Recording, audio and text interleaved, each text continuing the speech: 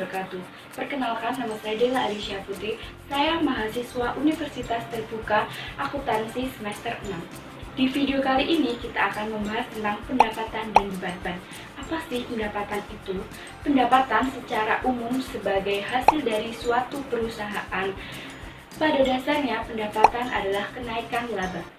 Akun pendapatan mempunyai saldo kredit dan ditutup pada akhir periode akuntansi ke laba ditahan melalui akun ikhtisar pendapatan dan beban.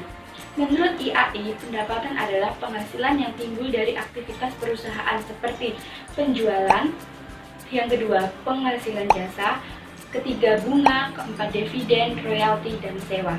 Pendapatan berbeda dengan keuntungan. Jika keuntungan adalah surplus yang tersisa setelah mengurangi semua jenis pengeluaran dan biaya perusahaan.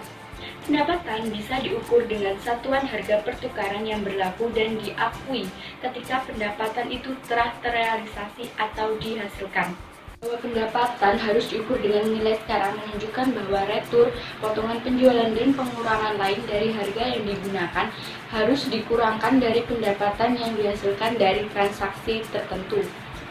Sedangkan hibah bagi perusahaan merupakan pengecualian, bisa diklasifikasikan sebagai pendapatan atau modal tergantung yang memberi hibah tersebut.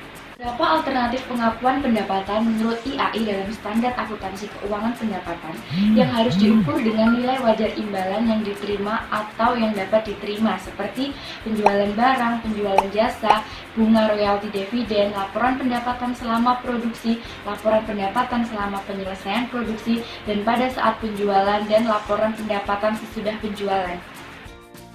Sekarang kita akan membahas tentang beban dan kerugian.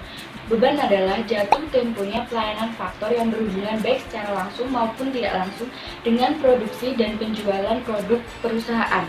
Seperti contohnya, beban penyusutan menunjukkan penggunaan aktiva dalam produksi barang atau jasa tersebut.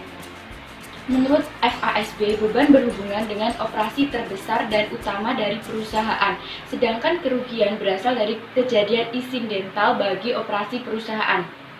Bila seseorang menerima pendapatan sebagai produk dari perusahaan, maka beban adalah biaya yang terjadi untuk menghasilkan pendapatan. Oleh karena itu, kerugian harus dibatasi pada arti pemakaian atau penghapusan biaya yang berhubungan dengan pendapatan suatu periode. Dan yang paling umum digunakan adalah biaya historis, pengukuran sekarang seperti biaya penggantian, biaya kesempatan dari ekuivalen kas masa kini. Beban diakui ketika produk atau jasa dikonsumsi atau digunakan dalam proses perolehan pendapatan dan dilaporkan bersama mengikuti penggunaan barang atau jasa tersebut.